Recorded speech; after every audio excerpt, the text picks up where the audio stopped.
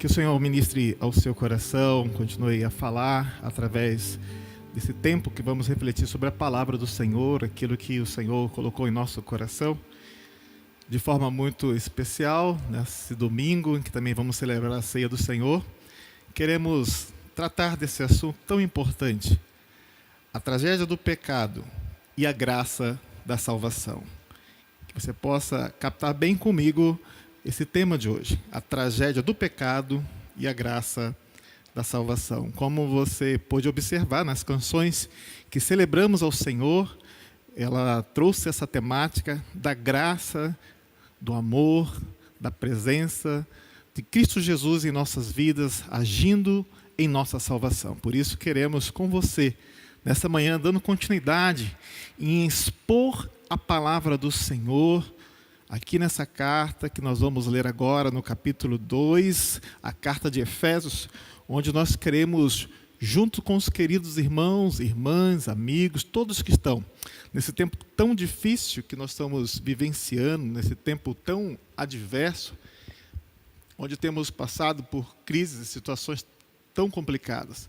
Mas quando nós nos debruçamos sobre a palavra do Senhor, ela vem de encontro às nossas almas, ela vem ministrar aos nossos corações. E ao ler esse texto de Efésios, capítulo 2, do verso 1 ao verso 10, eu quero contigo perceber, ao expor a palavra do Senhor, eu quero que você veja comigo 3 cenas. Eu creio que o apóstolo Paulo, ao escrever esse momento de Efésios capítulo 2, ele está visualizando o panorama dessa comunidade, dessas pessoas que estavam ali em Efésios. E no seu coração surge uma necessidade de compartilhar com aqueles queridos irmãos, de expor aquelas pessoas aquilo que ele tinha percebido, aquilo que ele tinha visto quando esteve próximo dessas pessoas. O texto que vai aparecer na sua tela, ele está de forma cursiva, respeitando assim a tradução da palavra do Senhor para a língua portuguesa, mas eu retirei os números, os versículos, para que você possa compreender, mas junto na sua Bíblia você vai conseguir comigo assim acompanhar. Então eu vou ler as 3 cenas, e eu vou usar cada uma das câmeras, nós temos 3 câmeras aqui. Então eu vou iniciar lendo com você nessa câmera, que nós queremos então falar da primeira cena de Efésios, capítulo 2, do 1 ao 10, que diz assim: Ele lhes deu vida quando vocês estavam mortos em suas transgressões e pecados, nos quais vocês andaram noutro tempo, segundo o curso deste mundo, segundo o príncipe da potestade do ar e do Espírito de Deus, do Espírito que agora atua nos filhos da desobediência. Entre eles também nós todos andamos no passado, segundo as inclinações da nossa carne, fazendo a vontade da carne e dos pensamentos. E éramos, por natureza, filhos da ira, como também os demais. Então eu quero que você acompanhe aí na sua Bíblia, a segunda cena, Nós não vamos projetar aqui, porque senão eu não apareço, tá? Então a segunda cena: mas Deus, sendo rico em misericórdia, por causa do grande amor que nos amou, e estando nós mortos em nossas transgressões, nos deu vida juntamente com Ele. Pela graça vocês são salvos. E juntamente com Ele nos ressuscitou, e com Ele nos fez assentar nas regiões celestiais em Cristo Jesus. Deus fez isso para mostrar nos tempos vindouros a suprema riqueza da sua graça, em bondade para conosco em Cristo Jesus.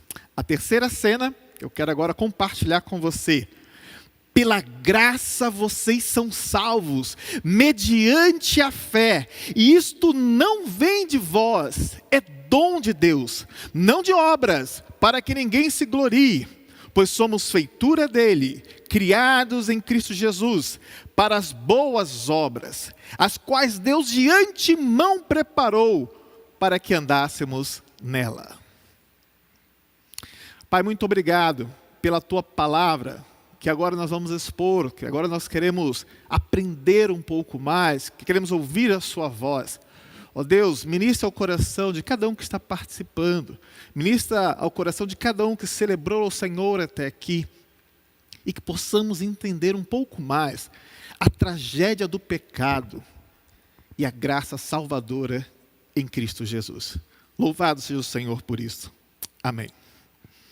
Então, o nosso tema, o tema da mensagem que nós estamos compartilhando com vocês nessa manhã, a tragédia do pecado e a graça da salvação. A tragédia do pecado e a graça da salvação. Eu vejo que este texto de Efésios, esse texto em que nós podemos perceber com vocês 3 cenas. A cena número 1, a cena número 2 e a cena número 3. Aqui nós temos o apóstolo falando a esses irmãos, e como já muito bem dito aqui em outras exposições desse texto de Efésios, Efésios era uma comunidade, uma cidade que tinha muita influência de mais diversas religiões, mas ao mesmo tempo que Paulo escreve essa carta a essa comunidade, essa carta também era para ser lida em outras igrejas, era como se fosse uma carta circular.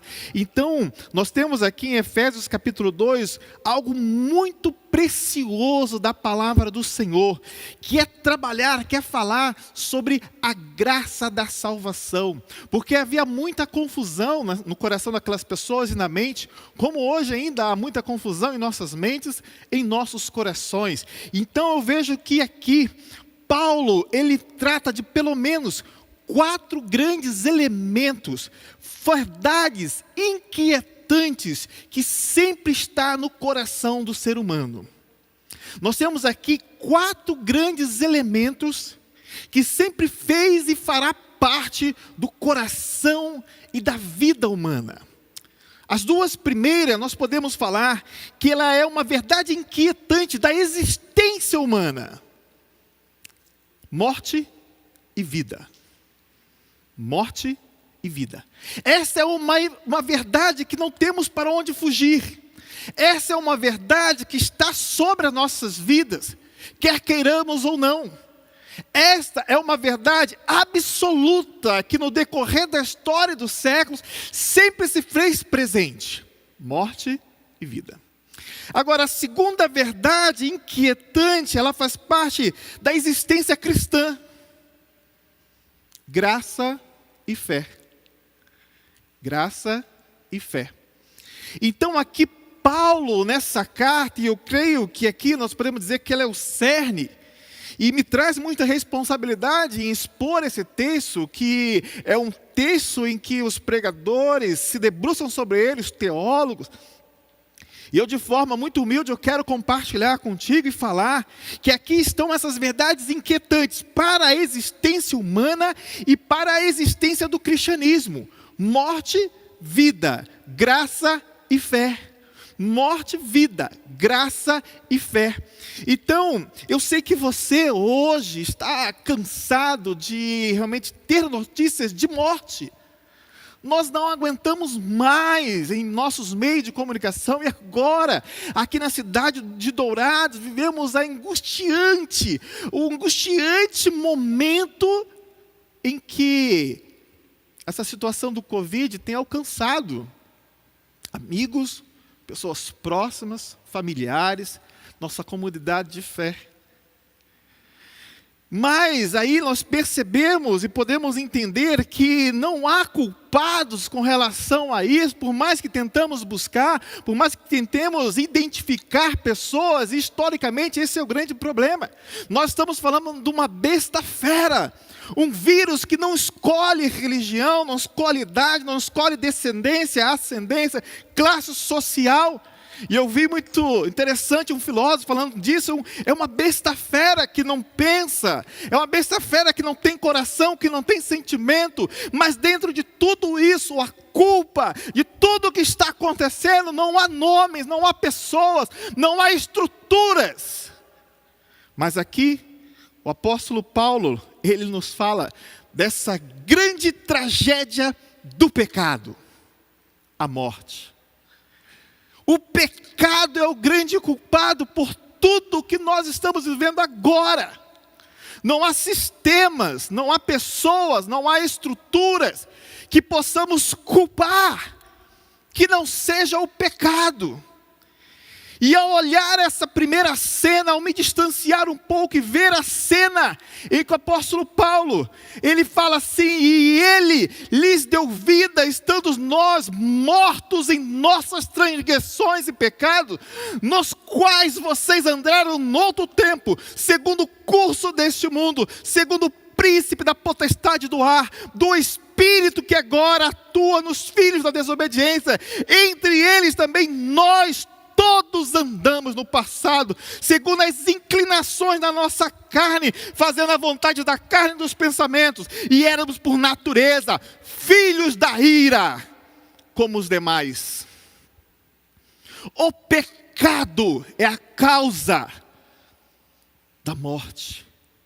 O pecado é a causa dessa desobediência. O pecado é a causa de estarmos vivendo hoje o que vivemos. E aqui nesse texto, nessa cena, eu percebo que o apóstolo Paulo ele nos traz alguns elementos interessantes. E aqui nós vemos o primeiro dele, que é o estado em que o ser humano se encontra. O ser humano se encontra morto. O ser humano se encontra morto. Ele é um cadáver. Romanos capítulo 6, 23 diz: porque o salário do pecado é a morte, mas o dom gratuito de Deus é a vida eterna em Cristo Jesus nosso Senhor. Mortos em suas transgressões e pecados. Augusto Nicodemos traz uma expressão muito interessante, o reverendo Augusto Nicodemos da IPB.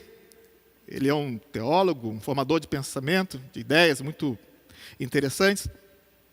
Ele fala que nós estávamos mortos espiritualmente, mas vivos biologicamente.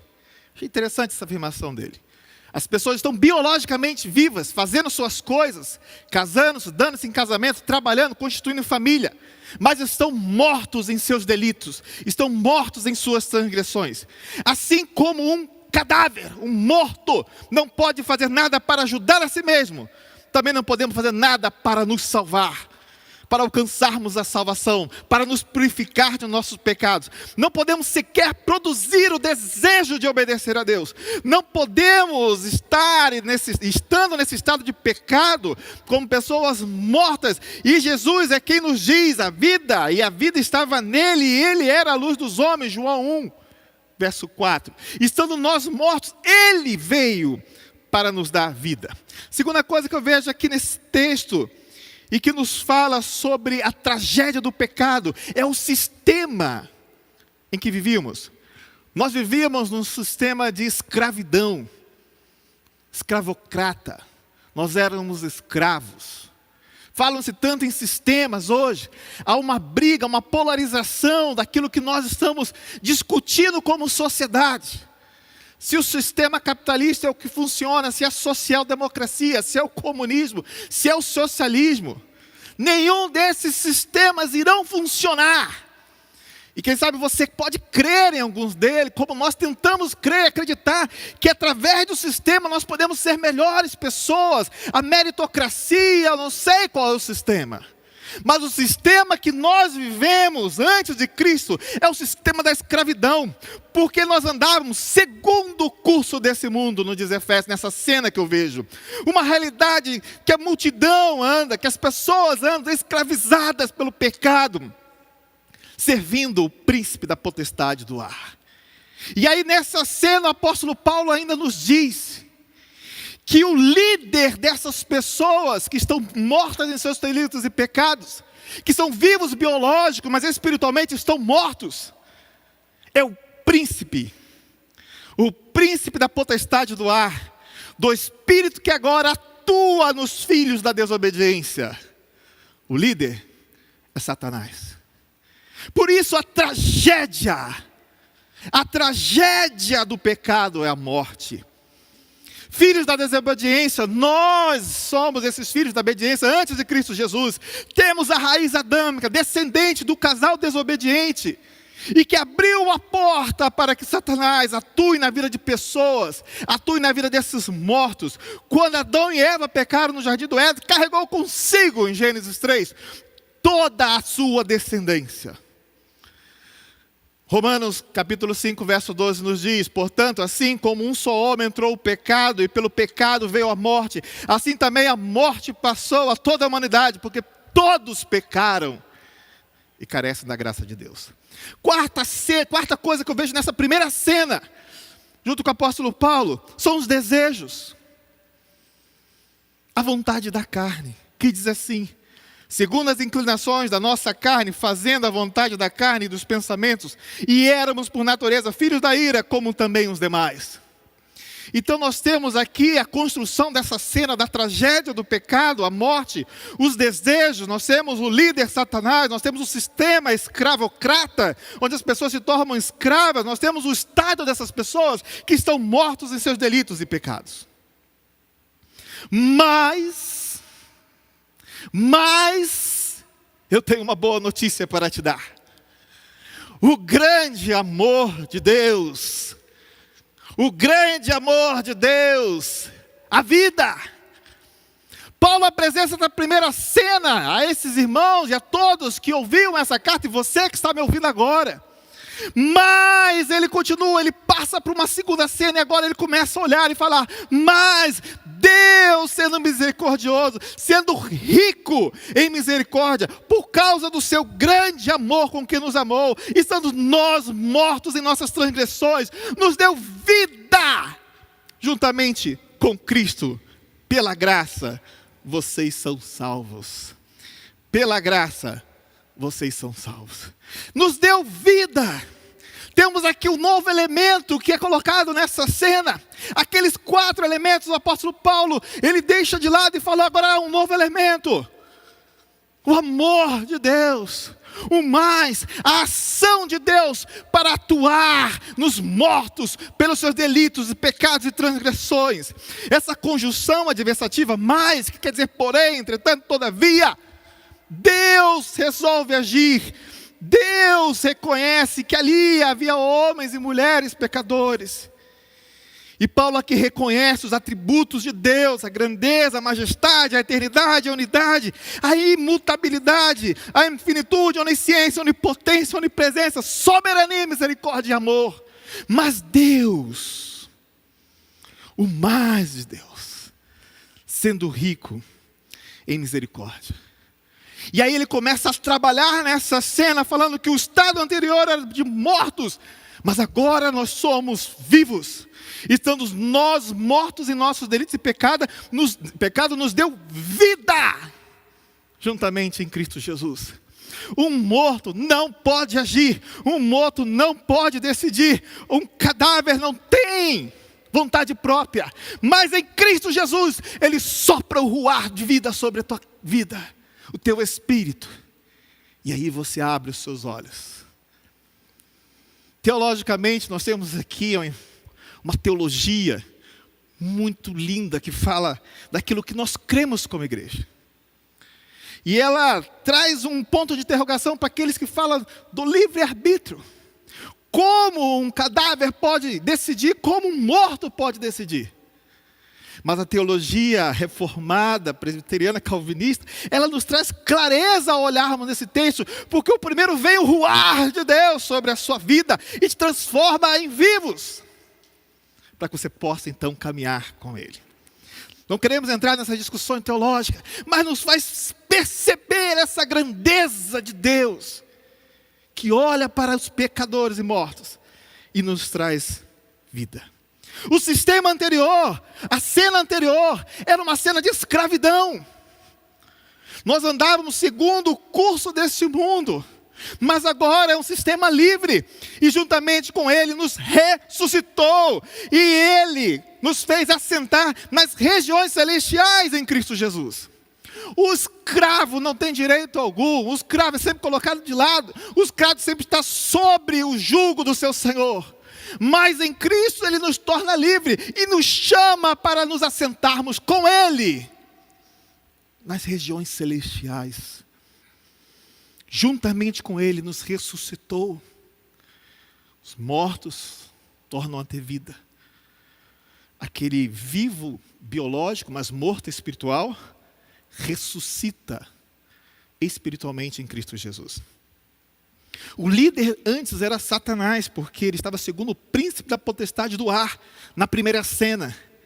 Mas agora ele transforma a liderança e dá a Cristo Jesus essa liderança e dá a sua vida, que você e eu éramos antes escravos do pecado, estávamos sob o jugo de Satanás, do príncipe da potestade do ar, mas agora nós estamos livres em Cristo Jesus. Nós somos agora escravos de Cristo, que nos traz uma liberdade impressionante de vivermos embaixo da sua graça e do seu amor. Segundo o príncipe da potestade do ar, do espírito que agora atua nos filhos da desobediência, essa nova cena abre os nossos olhos para que Cristo, juntamente com Ele, ressuscitou e nos fez assentar nas regiões celestiais em Cristo Jesus. Você vai para um lugar de honra. Nós somos colocados no lugar de honra. Nós saímos da sarjeta do pecado, nós saímos das periferias desse mundo, nós saímos dos momentos mais cruéis e difíceis da sua vida, para se assentar nas regiões celestiais em Cristo Jesus, porque antes o nosso estado era de morto, agora o nosso estado é de ressurreto, porque antes o nosso estado era de escravidão em Satanás, sob o jugo de Satanás, agora você é liderado por Cristo Jesus, o cabeça da igreja, o Senhor, o Rei dos Reis, o maravilhoso, o conselheiro, o príncipe da paz.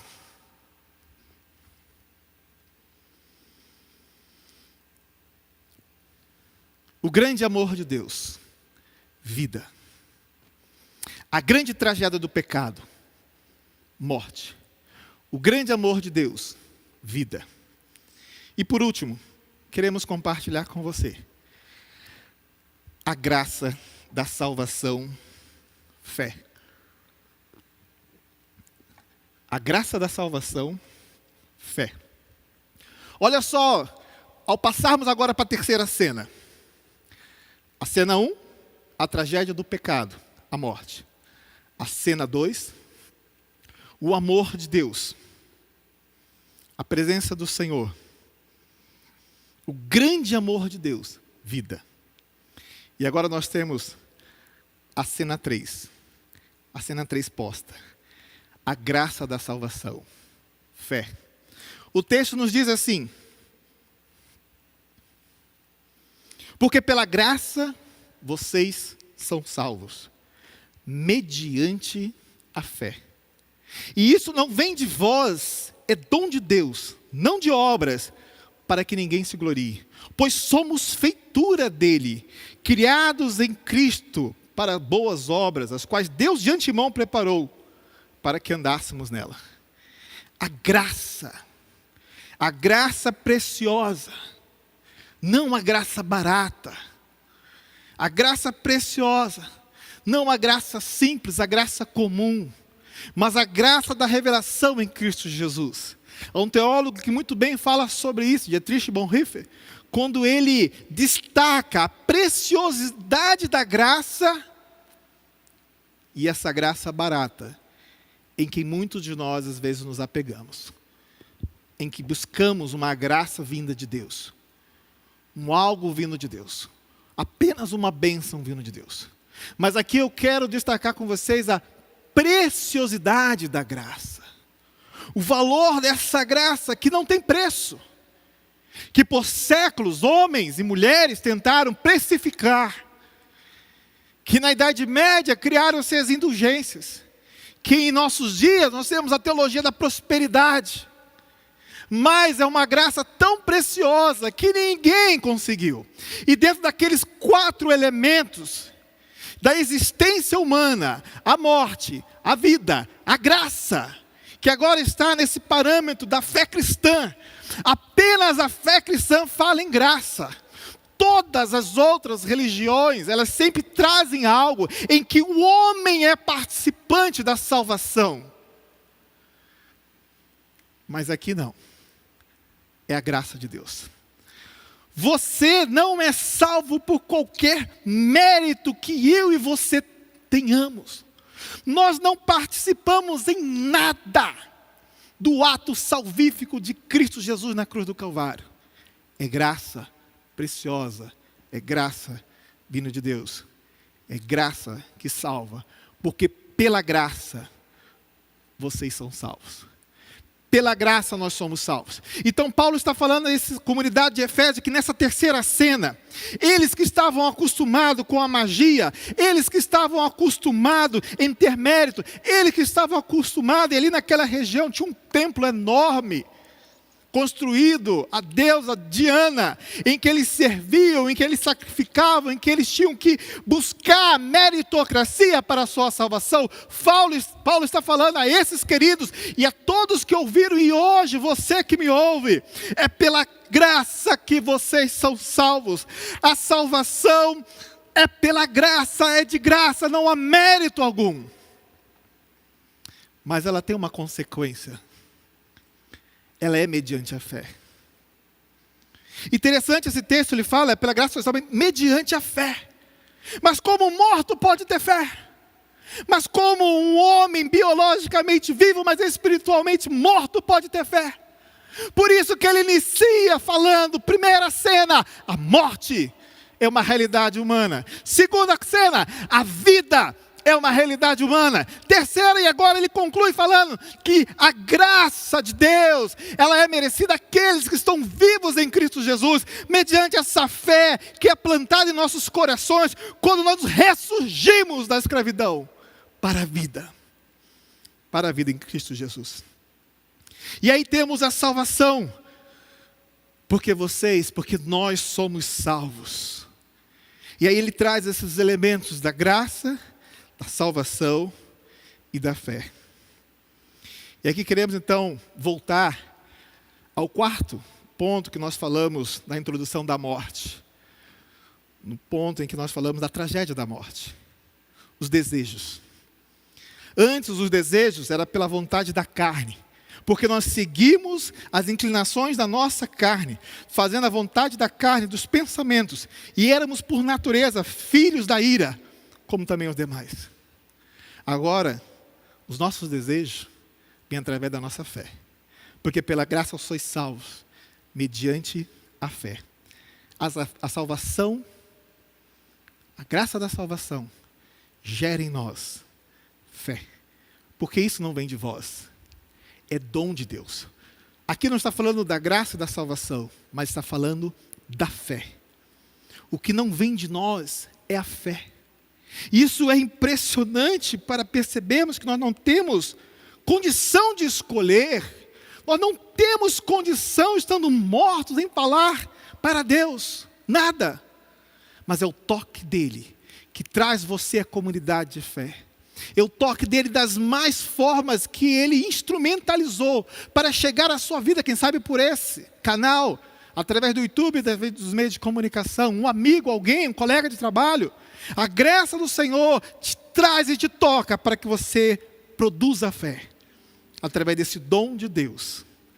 Não de obra para que ninguém se glorie e acredite que pode fazer alguma coisa, mas graça de Deus sobre a sua vida.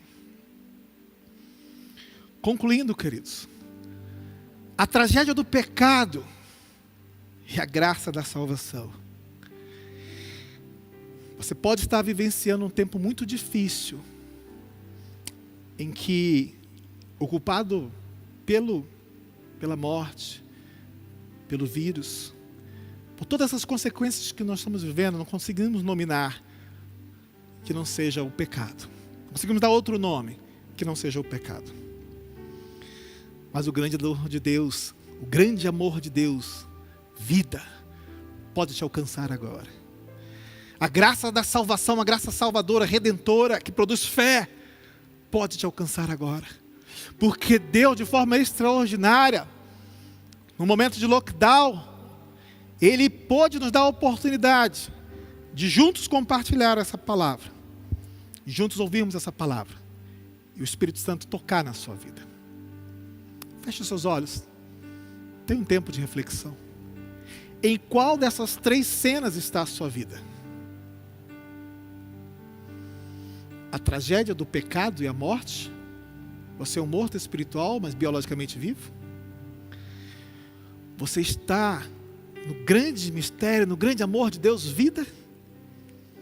e já está na salvação mediante a graça de Deus que produz fé. Em qual dessas 3 cenas você se encontra? Fale com o Senhor. Pai, em Cristo Jesus, te agradecemos pela Tua palavra. Te agradecemos pela oportunidade ímpar de poder expor a Tua palavra aqui nesse texto de Efésios capítulo 2. Que essa palavra encontre guarida nos corações, que essa palavra possa ministrar aos meus irmãos e irmãs, aqueles que nos ouvem agora, nesse instante, ou em outros momentos, em que esta mídia, ela encontra as pessoas, e que eles sejam encontrados pelo Senhor, que eles sejam tocados pelo Senhor, que eles percebam a tragédia do pecado que é a morte. Mas mais Deus, rico em misericórdia, nos amou, nos salvou e nos traz fé. Que o Senhor possa assim falar a cada coração e ministrar a cada vida no nome de Jesus. Amém.